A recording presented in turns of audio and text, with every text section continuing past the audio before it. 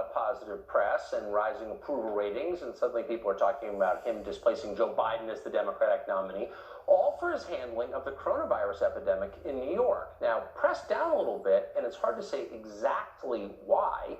New York's death toll is higher than anywhere else. Cuomo hasn't done a ton beside ordering stores to close and people to stay at home. He's done a fine job of that. Meanwhile, though, the state's hospitals in New York were crowded and short on supplies even before this crisis hit. Cuomo may look good, though, by comparison, simply because he's not New York Mayor Bill de Blasio, who looks appalling, even worse than you thought.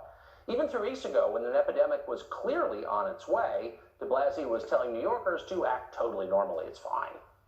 We have 25 cases as of this morning, and we care deeply about each of those individuals, but against the backdrop of 8.6 million people, and for the vast majority of New Yorkers, life is going on pretty normally right now, and we want to encourage that. If you're under 50 and you're healthy, which is most New Yorkers, there's very little threat here. This disease, even if you were to get it, basically acts like a common cold or flu, and transmission is not that easy. It's so funny. MSNBC was telling us, I think just today, that everybody knew it was a threat in January. Yeah. Seth Barron is the associate editor at City Journal. He joins us tonight. Seth, thanks so much for coming on tonight. So de Blasio clearly wasn't convinced this was a problem. He wasn't thinking about it. What was he thinking about? Do we have any idea? Well, he's definitely been preparing for a major emergency over the last few years, but the emergency has been the rising coastal waters. He's been singularly focused on climate change over the last few years. He's banned plastic bags, he's tried to ban glass skyscrapers, and he initiated lawsuits against big oil for starting the industrial era.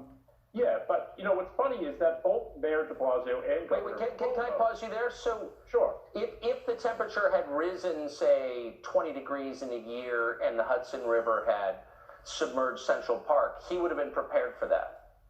Well, no, he was thinking in terms of 75 or 100 years, you know, after he was out of office.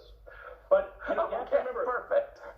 The mayor and the governor for years have been urging New Yorkers to prepare themselves for a major emergency. They've said, get a survival kit, get a go bag together, because government won't be there if there's a major emergency.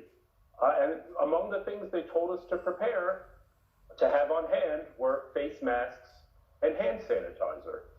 Now, I think it's great that the government is admitting that they're not really going to be there necessarily, but yes. It just makes you wonder, why weren't they prepared? Why weren't they stocking face masks? They were cheap.